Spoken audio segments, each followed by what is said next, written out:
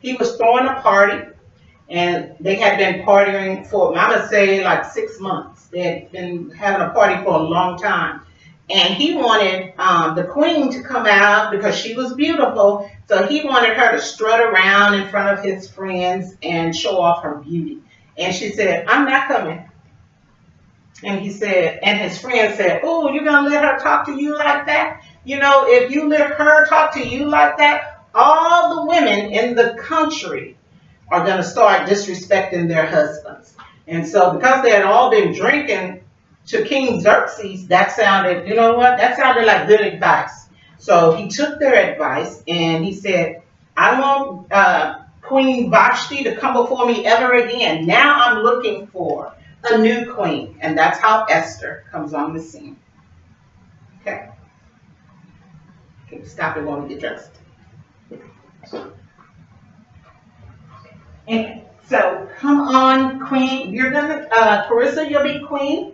Esther and Kev, you will be King Xerxes, and you're gonna summon the Queen.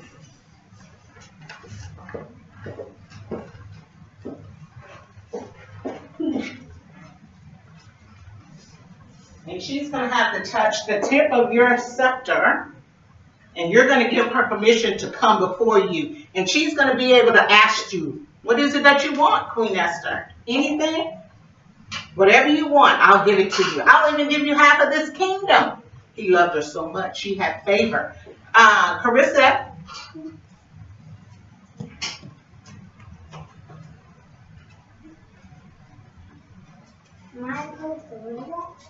Come on in, Carissa. You're the queen.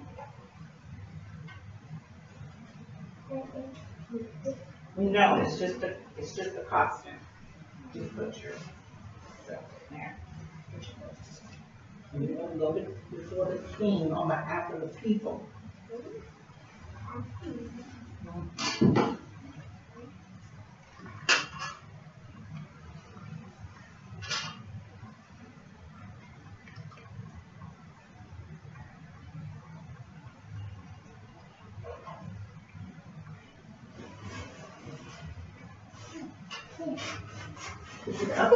Go ahead.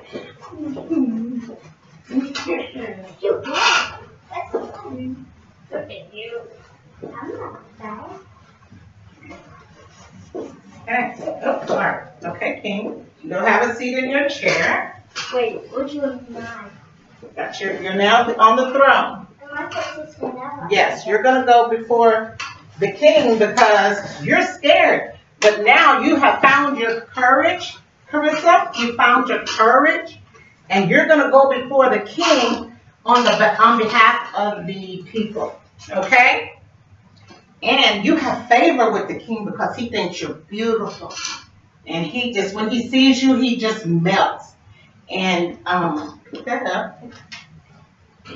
So you're going to go before the king and you're going to plead for the life of the people. Am I going to bend down? Yes, you could bend down like on a knee or something. And the king, he's going to stretch out his scepter, right? And you just touch it. Now, tell him, on behalf of the people, what are you standing before him today for, Rissa? Am I supposed to say what do you want? No. You just remember what we just talked about? Why did Esther have the people to fast and pray? So they can find. Yes. Because now Queen Esther has found her treasure, her hidden treasure, her courage, her strength. So now she's bold. She's going before the king. And the king turns around. He doesn't kill her. He says, come on, Esther, what do you want? I'll give you half of this kingdom. Just ask. Yeah. And you tell her. Tell her, Kev, tell the queen. I will give you half of this kingdom if you want. Yeah. So tell her what you want. I want You want to save your people, right? And it takes courage to go before the king and ask for the lives of your people. But God has deposited a treasure on the inside of you. It doesn't matter if people like Haman come on the scene and calls you ordinary, or if he calls you odd, because he doesn't know. Just like Esther didn't know what God had put on the inside of her. Esther didn't know she was going to be a queen. She didn't know it, but she was a queen one day. And that's the possibility for you. Doesn't matter what the bullies on the playground say. Guess what, Caitlin? You are a queen, right? And Kev is a king. He's already assumed his role. He doesn't have any problem with being a king. Do you, Kevin? Mm-hmm. All right. So, is everybody tired of being a king and a queen? Mm-hmm. Okay. But we're going to get rid of our costumes and put it up. Unless you want to do it again. Do it again. Okay. Now go. Come over here. Can we do when we have the party? When we get rid of the queen? We already passed that. This is Queen Esther. She is the queen. She's the new queen on the scene. Remember? The other queen, she's gone. She can't even come before the king anymore because she disrespected him in front of his friends. So he was humiliated. So he didn't want to see her ever again. Okay? So Caitlin, have a seat. We'll just keep on the costumes until we finish. So we're going to wrap it up. Esther, in our story, what was Esther afraid of? You can sit down.